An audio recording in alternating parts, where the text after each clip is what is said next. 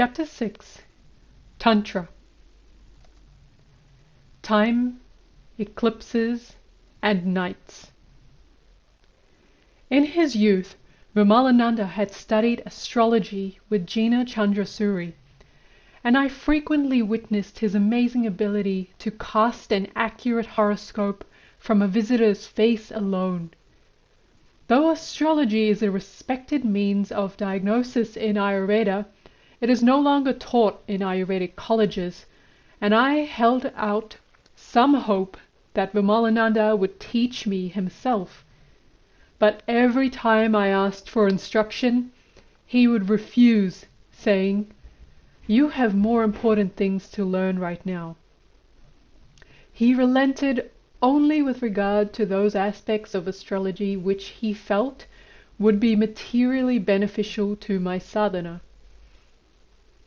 "Do you remember the 3 wise men?" he began one day. "Sure," I replied confidently, for I had learned their names in Sunday school. Balthazar, Melchior, and Caspar. "Right. One was an Egyptian, one was an Assyrian, and one a Babylonian. They all followed the cult of the Magi, which originated in Babylon and was practiced in all 3 countries. It was a sort of Tantra. These 3 men performed their calculations independently, and when they met and exchanged notes, they found that they had all independently reached the same conclusion: a prophet would be born. They set out to follow the star and found Jesus. This was a unique occasion, of course, but it shows the practical benefits of astrology. In fact, knowledge of time can pay dividends in all sorts of ways. Suppose you should find a rare white flowering flame of the forest tree. This in itself is not so easy.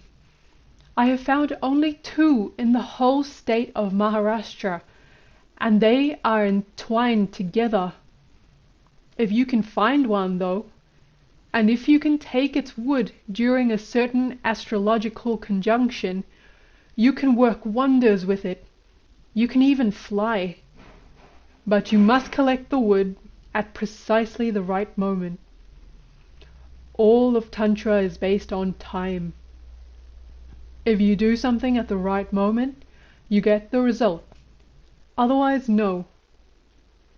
Do you remember that first night when you came with me for Homa? Of course. Do you remember what we did with the cow dung? It took me a moment, but then it came to me. We took some cow dung, mixed it in water, put it in a pan, and then balanced a pestle upright with it. And that pestle remained upright as long as the eclipse continued, and as soon as the eclipse ended, it fell automatically. You saw it. How do you explain it? How will scientists explain it? I have no idea. We explain it on the basis of the strange gravitational effects that eclipses cause. Eclipses are excellent for people like you and me because their gravitational effects multiply the effect of our sadhana. If you do 100 repetitions of your mantra during an eclipse, it is like doing 100,000 repetitions on an ordinary day. If you offer 1 oblation into the fire, it is like 1,000 oblations. And nothing beats this time for offering prayers and performing rites for your deceased ancestors. Of course, any time period which is this powerful can have negative effects also.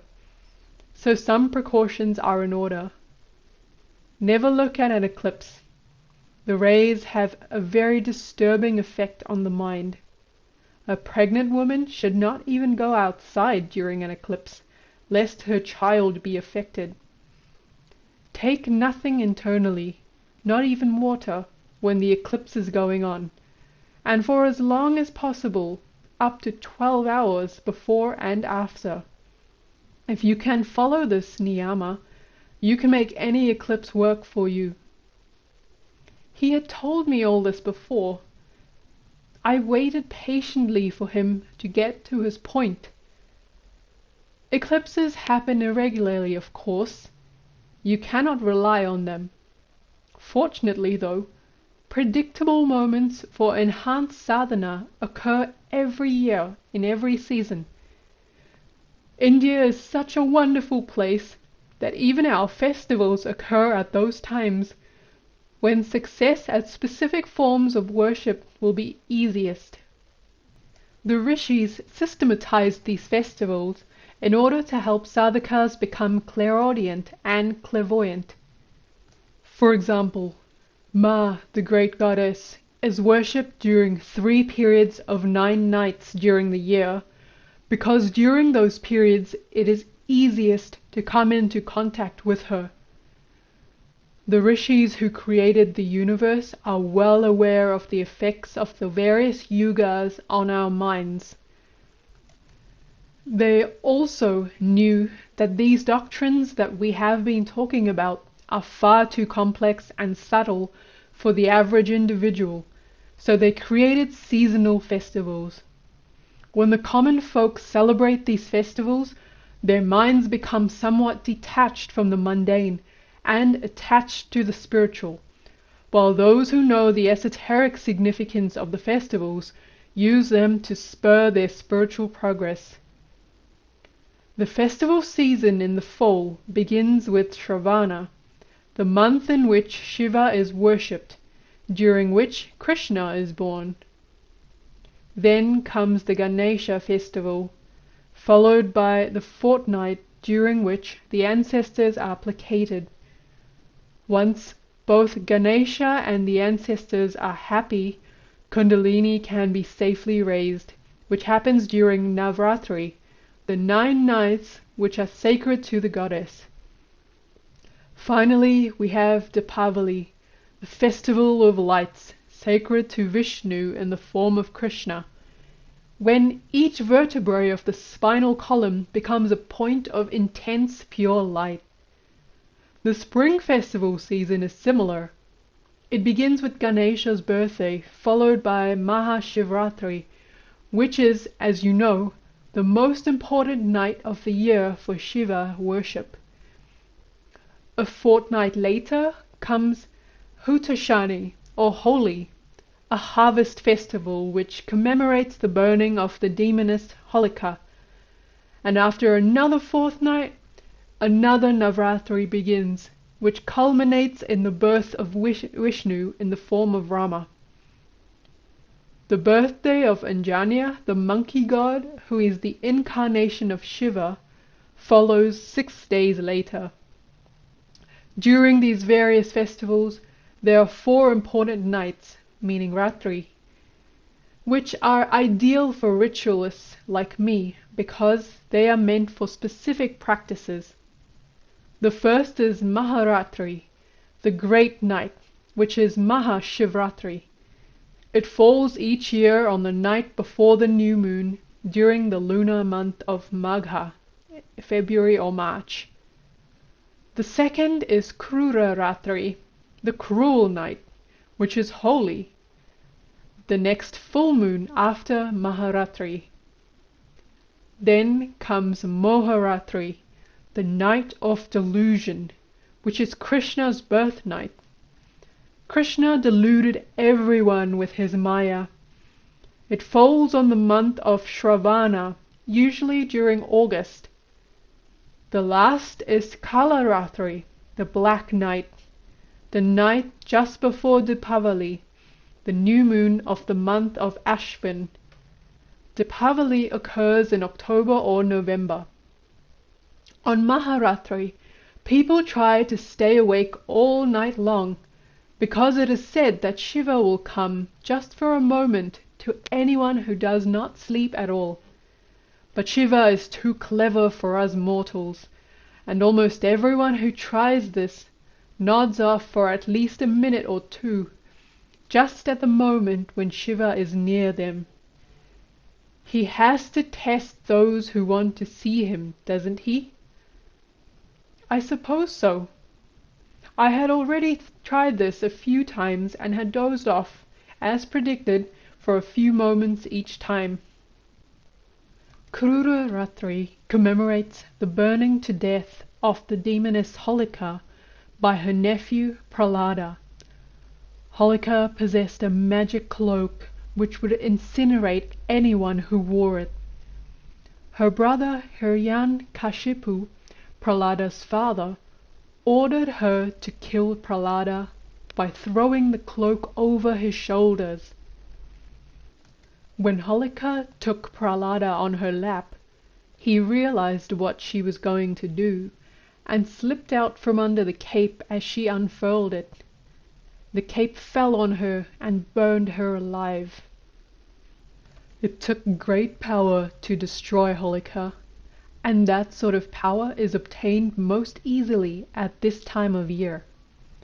Krura Ratri is useless for anything auspicious, but it is excellent for practitioners of black magic, especially the Shat Prayoga, the 6 rituals which cause death, delusion, discord, hatred, obstruction, and enchantment. Maharatri is meant for worship of Krishna, and Kala Ratri is best for sadhanas meant for obtaining control over spirits. A number of things can be accomplished on that day, like Munda sadhana.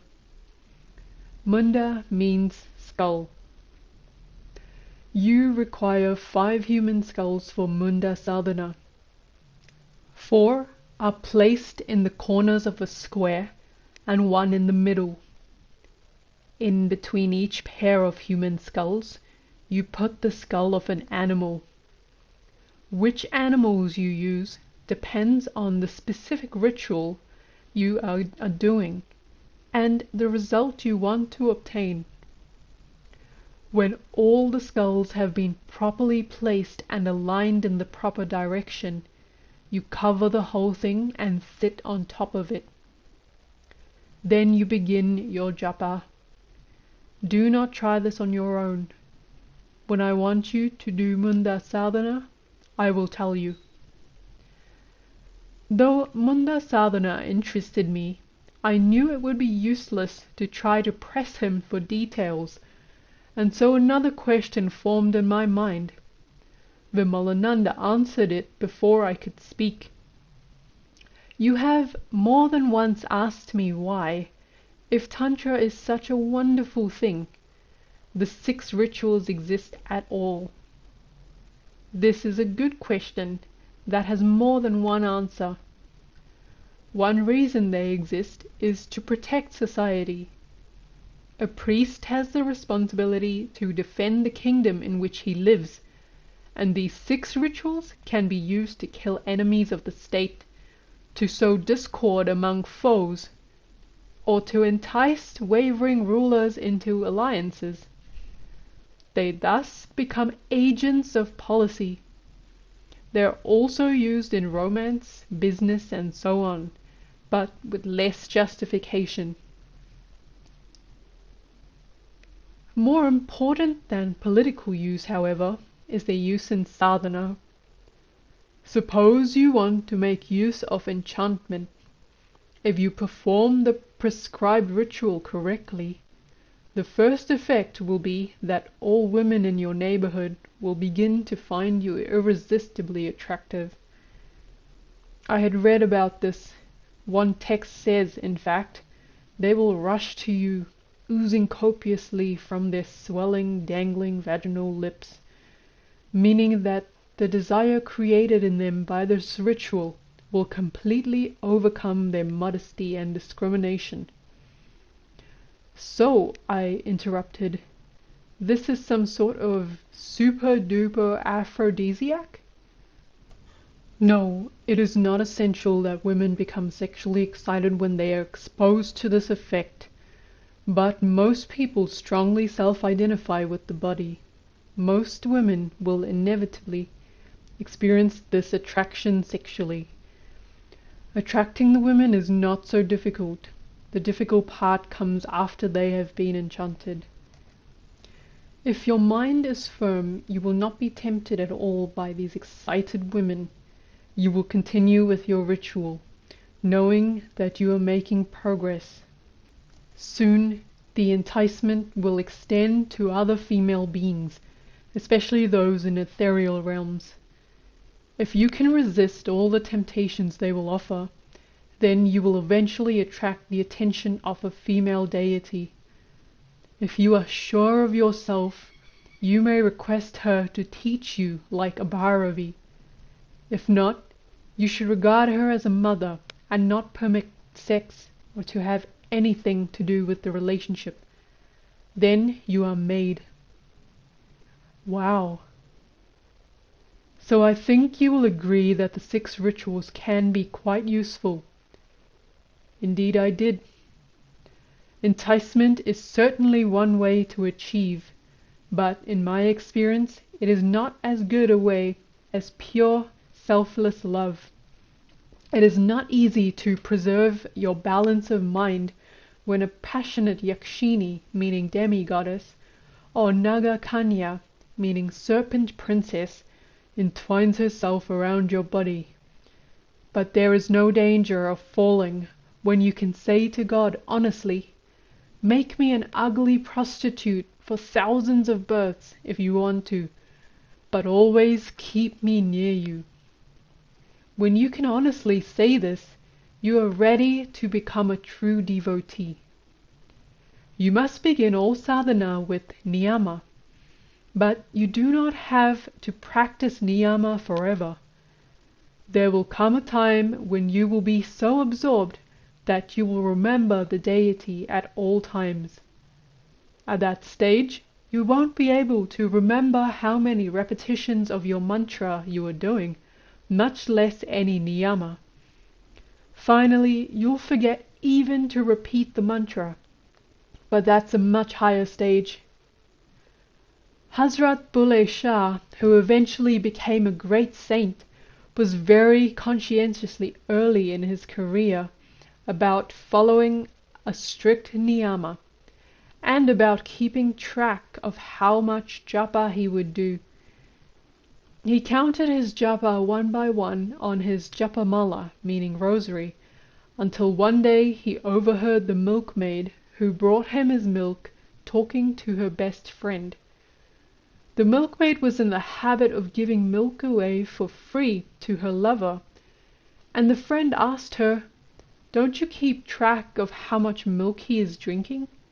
How else will you know how much he is eating into your profits?" The milkmaid replied, "Can there be any accounting in love? My profit is the love he gives me." Hazrat Bulleh Shah sat stock still when he heard this.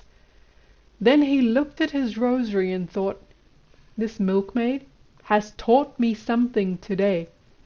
If I really love God, can I do any kind of accounting with him? What a fool I've been." He threw away the rosary at once and never used one again. In the beginning, a rosary is useful, and strict attention to time is essential. Once you become devoted, however, limitations lose their meaning in devotion. Just as in romance, there is no such thing as the limitation of time or space. If you can remember what time it is, you have no capacity for love. Nyasa. "But since right now I do know what time it is," I said, "all these anushtanas and so on will not only help awaken my mantra, but will also help me develop my devotion." "That's right." "Are there any other practices I should know about?" I asked, knowing well that he expected me to continue asking, even if I did not know what to ask. "Well, there is nyasa. Very few people talk about nyasa because so few people knew about it. But without nyasa, there is no Tantra. Nyasa was another word that no one had been able to explain to me clearly and accurately, so I began to pay even closer attention. Nyasa, which comes from the Sanskrit root meaning to place, helps infuse your being with the power of the deity you are worshipping by placing that deity in your body. If you have already purified yourself to some extent by removing a good bit of the heavy overlay of filth in your consciousness, you have dissolved part of your old being. This is a type of khandana. Now the deity's ethereal body can be invoked into you, and his or her limbs will take the place of the ethereal limbs which you have dissolved or chopped and burned by your sadhana. Nyasa is important because it enables you to identify yourself with the deity. The more you think of and visualize your deity, the subtler your consciousness becomes. When your thoughts have been perfectly transformed, so that there is no khandana of projected desires, then your being is transformed. Nyasa also helps you by balancing the energy in your physical body and making it steady, which makes your worship steady. Steadiness is always the best sadhana. This is why I encourage all my children to repeat their mantras mentally. Mental recitation is the best because of the problem of pronunciation, and also because it enhances the firmness of your consciousness. When you recite a mantra, nothing in your body should wag. Not your limbs, not your cock, not even your tongue, nothing. Only when you are absolutely still and stable can the mantra Shakti fill you. Any movement will distort the effect and weaken it. What about the people who claim that when you recite your mantra, your body will automatically begin to move into strange contortions, which proves you are making progress? I knew what his answer would be. It's all just so much bull. If you are singing kirtans and bhajans, meaning devotional songs, you may be so overwhelmed with devotion that you will begin to dance. That is a good thing. It shows that your kirtan is doing what it should. Kirtana actually means kartana, meaning cutting, of karmas. The I indicates that it is done musically. As your karmas are cut and you feel lighter, won't you dance? But this has nothing to do with mantra sadhana, for which your body must be firm. When you do it properly, nyasa can be very powerful. Once in the jungle I met an old sadhu whom I saluted respectfully. He got wild. "Why don't you touch my feet to show respect to me like you know you should, you insolent young fool?" I told him, "Maharaj, I am happy to do that, but I have been practicing my nyasa. If I touch your feet, you will be finished, which I don't want to happen. That is why I do not touch your feet. If you insist, give me your wooden sandals, and I will salute those." When he did, I touched them, and they turned to powder. He got the shock of his lifetime, and realized what kind of force he was dealing with. "I don't claim that I am so great and powerful," he added, seeing a certain glint in my eye. "But this is just the result you get when you do these practices correctly. I remember your telling me that each syllable of the Vedas is supposed to be pronounced with emphasis on a different part of the body. Is this that sort of nyasa?" Yes. There are so many things that are only hinted at in the text that most people never even suspect their hidden meanings. Always remember that both the Vedas and the Tantras are interested in the external, mainly as a symbol of what is going on internally.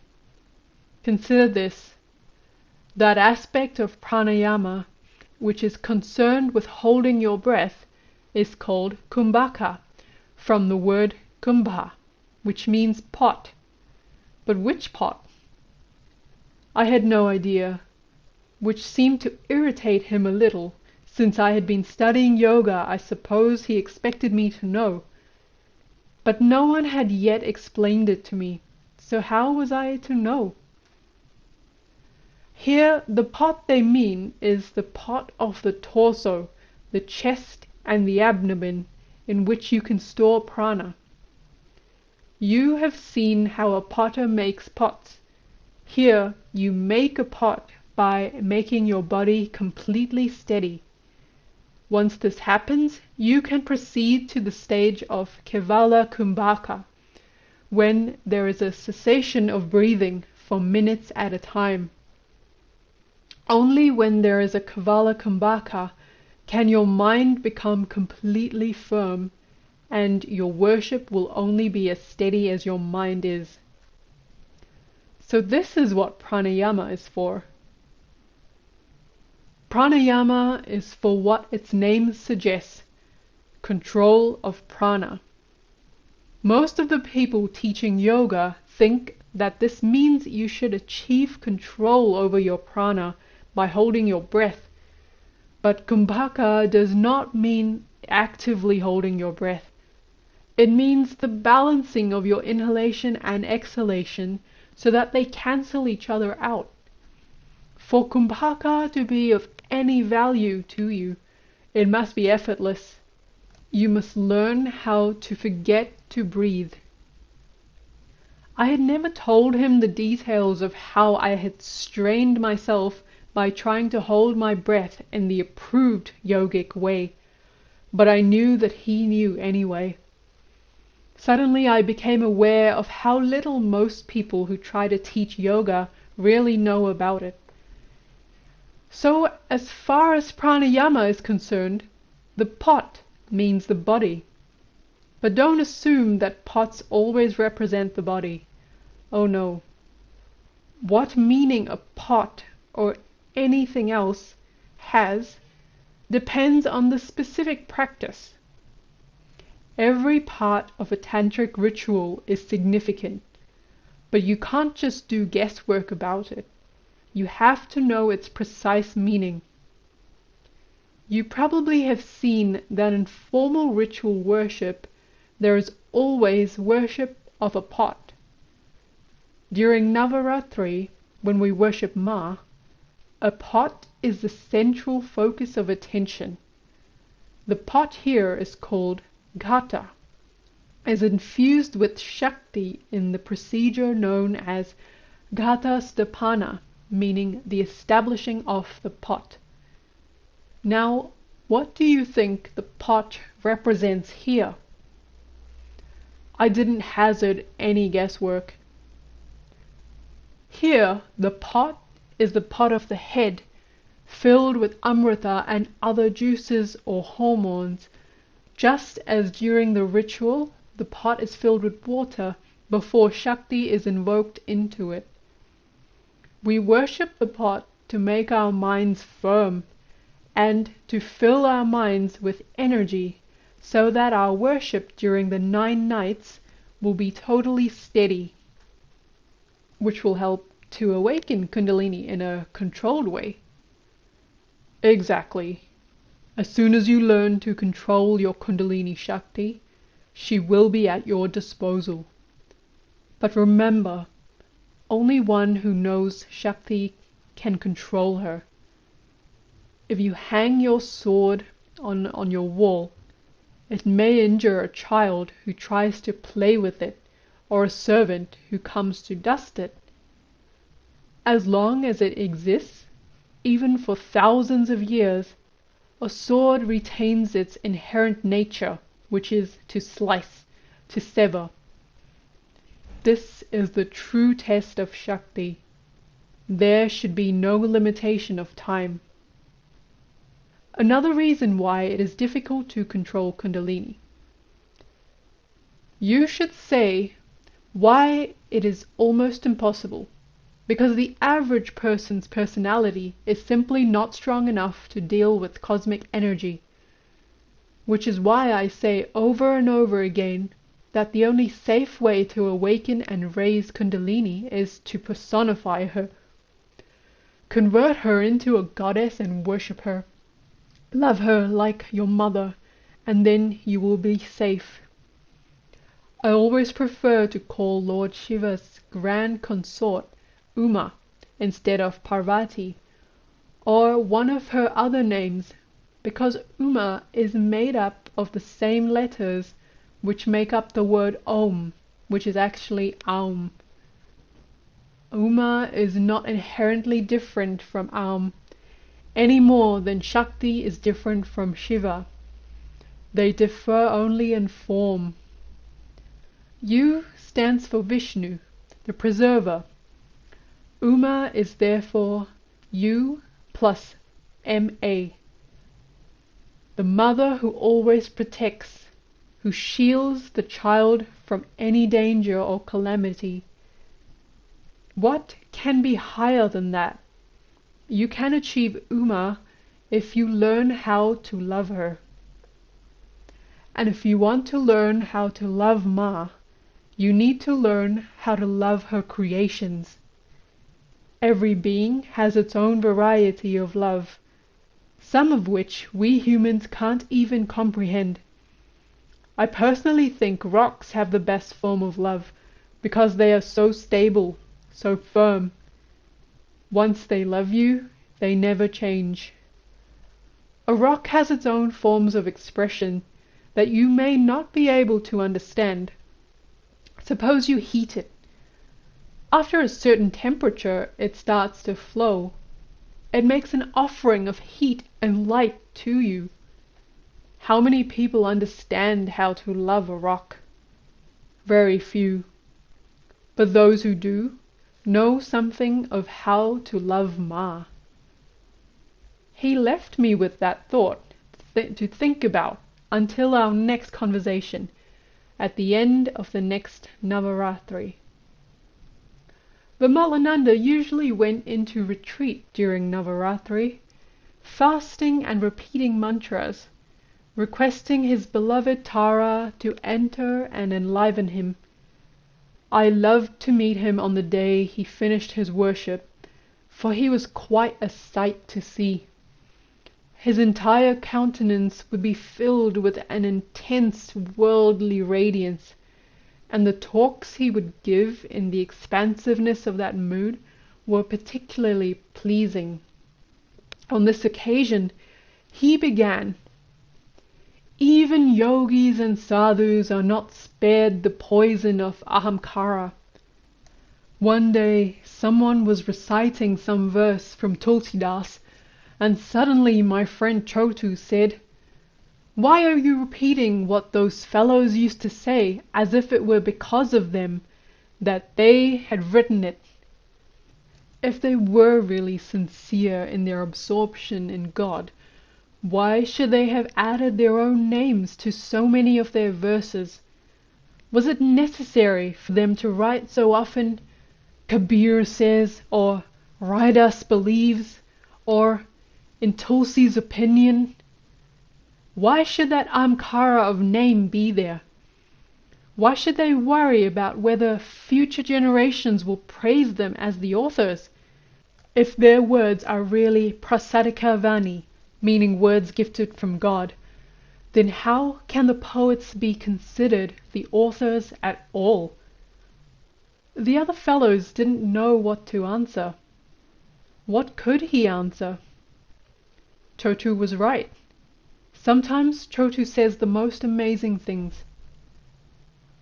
But even doing intense sadhana and developing great devotion, as all these saints did, is no guarantee that ahamkara will be totally kept in check, I suggested. It is no guarantee at all. So long as you retain your individual existence, ahamkara must identify with your personality, even to a very tiny extent. And even a single thought of me and mine is enough to ruin everything.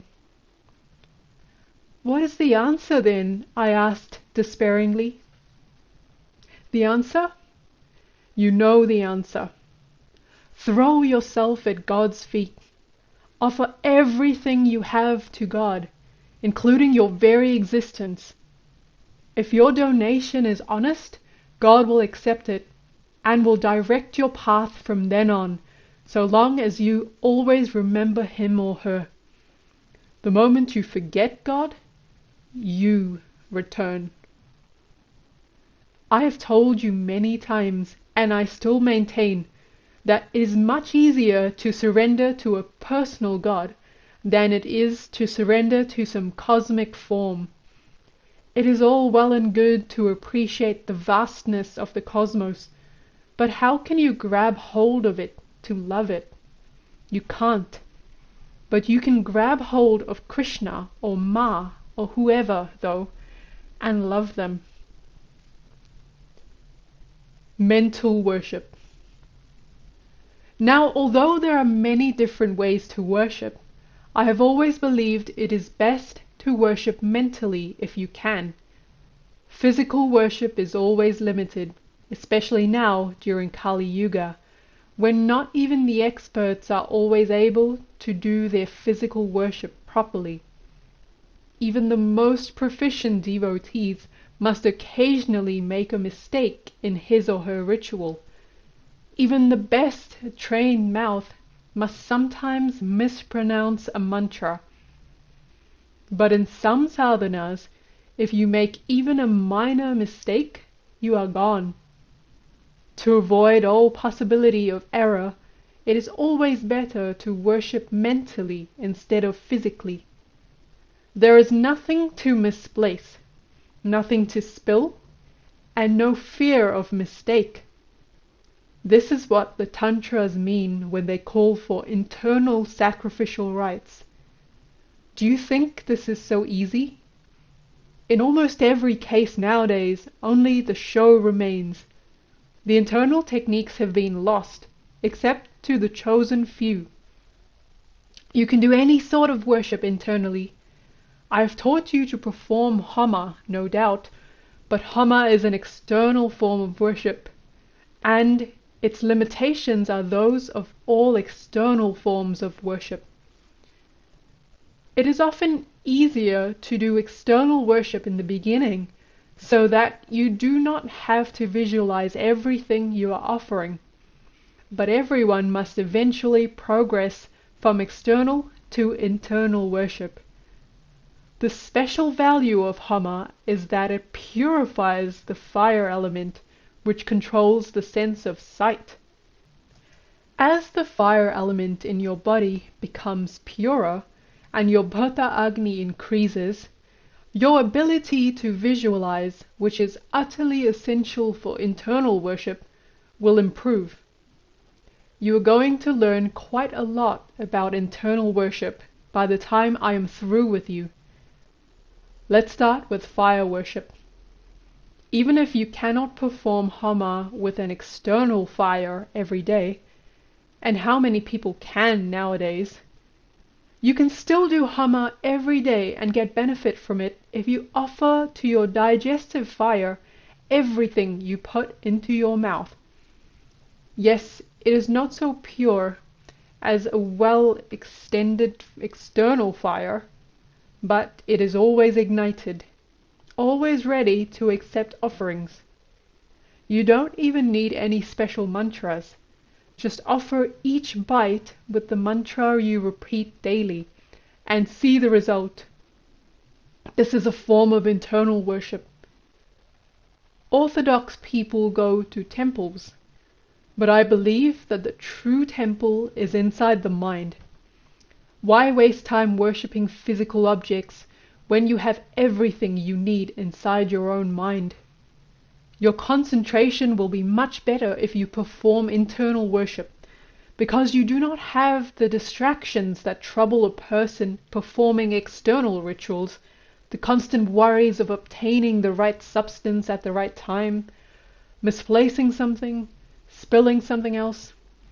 It is much easier to self-identify when your mind is not distracted by external things, even if they are your articles of worship. On the inside, everything is always ready for your use if you make the effort to locate it. It is useful to worship in a temple that is filled with Shakti, true, but how many of those are there nowadays? A temple will be useful to you only if its Prana pratishta has been performed properly.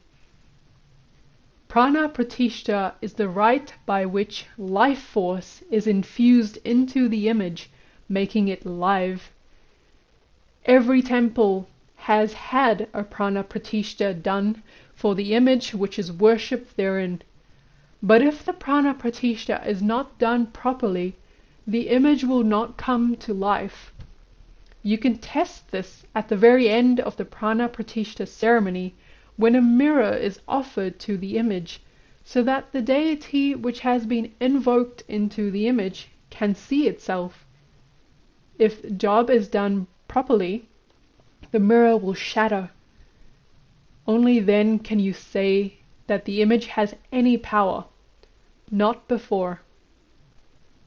Even if an image has no power, it can still act as a focus for your mind to concentrate on, of course. The only disadvantage of mental worship is that the mind has no such focus until you create one. This is a big disadvantage for most people. Yes, it is. Many people come to me and claim to meditate for 1 or 2 hours at a time. I always tell them, first, learn to concentrate, and then you can meditate. Try and concentrate on one thing for even 3 minutes, and you will find that it is impossible unless you've had long practice in that department. Then try to imagine keeping all your articles of worship fixed in your mind for an hour or more, and you have an idea of the effort required for real mental worship. But it is definitely worth it. Once there was a poor man by the name of Bulaka Das, who worked as a farm laborer for a big landlord just so he could get something to eat. He got into the habit of taking a half-hour break before his lunch and performing mental worship. After some time, he found it so enjoyable that he began to sit for an hour, then 2 hours, 3 hours, and sometimes longer. The other laborers had no idea what he was doing, of course, and became indignant about it. They told the landlord, who came out to the field one day to see for himself. Back then, landlords could do anything they pleased to their workmen, and in this case, when the landlord saw that Bulaka Das was not working, he gave him a good kick. Bulaka Das awoke from his trance and said, "Oh my, look what you've done. I was giving food to all my saints, and only the yogurt was remaining, but now you've disturbed all that." Then he opened his hand to show that the yogurt, which had been in his palm, had fallen to the ground.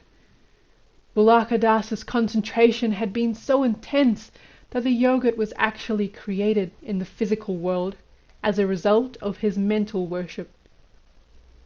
When the landlord saw the little mound of yogurt on the ground near Bulaka Das's hand, he immediately realized his mistake and bowed to him and took him as his guru. They both became saints. They belonged to Sant Sampradaya, like Dadu and Rajab. There is nothing higher than perfection in mental worship. You can actually create whatever articles you offer mentally, just like Bulaka Das did. You do run the danger of becoming totally useless to the world, of course, because the joy you get from the mental play is far more intense than any physical joy you might experience. When you advance far enough into mental worship, Your deity will come and play with you, and then you get yourself absolutely lost in that play. Beautiful. It almost sounds too simple, I said suspiciously. Well, let's put it this way. Even a Pashu can somehow or another perform ordinary physical Adi Bhautika worship, but Kundalini must be at least partially awakened if you hope to perform internal Adhyamatika worship. Since only when Kundalini is awakened does Bhuta Agni become truly ignited, and without a strong Bhuta Agni, you will never be able to create a firm image in your astral body. But there is another form of worship also, the astral or Adhidaivika. Let's assume you are worshipping Ganesha. Externally, you can offer things to dear Ganesha, such as sugarcane, into the physical fire with an appropriate mantra.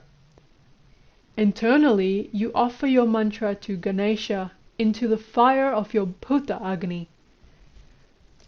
You must make use of your own personal goddess, your Kula Kundalini, in order to perform the Adhaivika worship. Kula Kundalini is essential to Adhidaivika worship because only Kula Kundalini knows how to locate Ganesha. If you want to do Adhidaivika worship, first make your Kundalini Shakti descend into the Muladhara chakra, where you make her self-identify with Ganesha, the presiding deity of that chakra. Kundalini can self-identify with anything.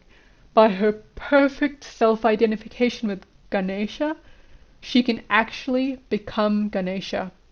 And then Ganesha himself performs the worship. Only when the deity exists within your own body can you do perfect worship.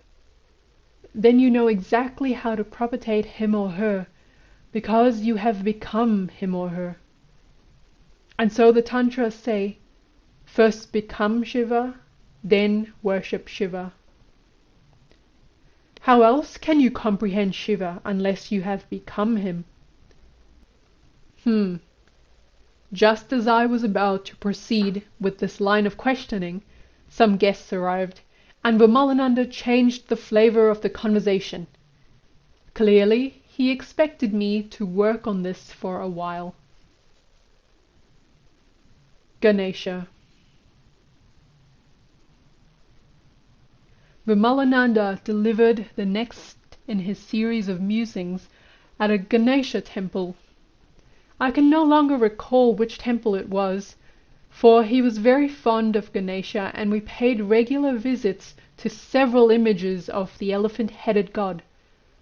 The area around Pune has been associated with Ganesh worship for centuries, and Ganesha is still one of the most beloved deities of that region. After we had finished our worship and were relaxing, he began to address me thus. You have to be able to deal with all sorts of temptations when you start to raise Kundalini, because your prana will try to move in unusual ways. This is why sadhana of Ganesha is so important. Ganesha is Gana plus Isha, Lord of the attendants. Usually people think of Ganas as spirits who are Shiva's attendants, but in Kundalini Yoga, the Ganas are the sense organs. Ganesha is Lord of the senses. He is also called the remover of obstacles, because if he becomes pleased with you, he will remove all obstacles from Kundalini's path as she rises. The Muladhara, where Kundalini sleeps, which is the seat of the earth element of gross physicality, is ruled by Ganesha. This is why you must worship Ganesha before you worship any other deity. You must request Ganesha to permit you to go beyond your physical nature, to admit your consciousness into the astral regions. Ganesha's blessing is essential for Kundalini to be able to leave the Muladhara chakra. You know the story of Ganesha's birth, I think. I did. Parvati, Lord Shiva's grand consort, created Ganesha from the dirt on her body to protect her privacy while she bathed. Ganesha was on guard when Lord Shiva arrived and wanted to go in to his wife.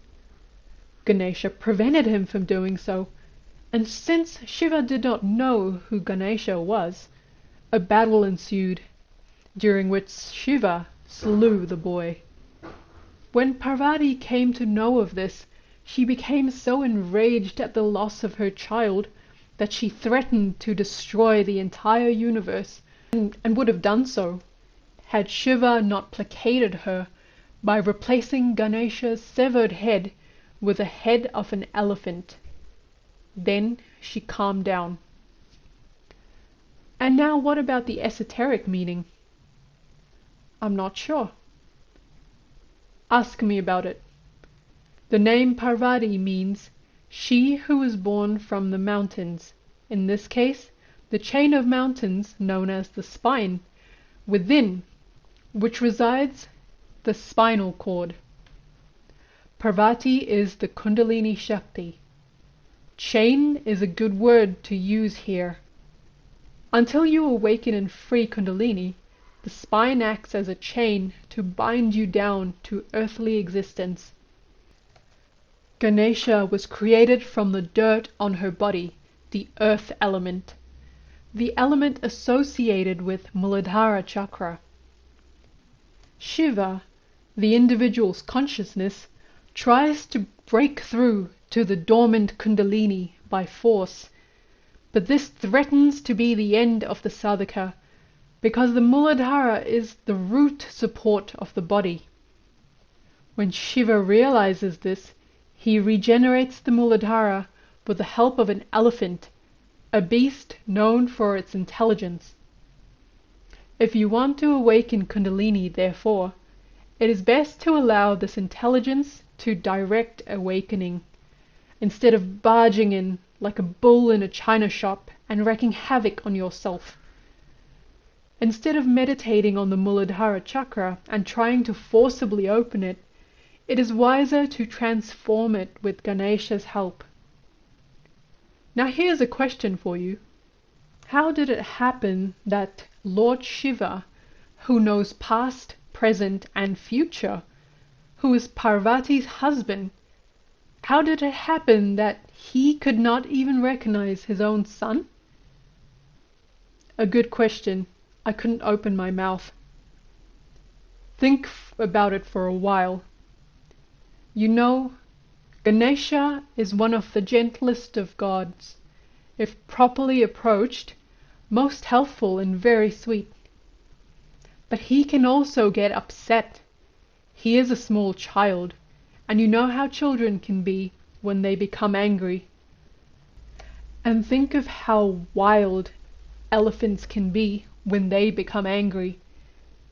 When Ganesha loses his temper, he changes in a moment from the remover of obstacles to the creator of obstacles, and then you are in real trouble.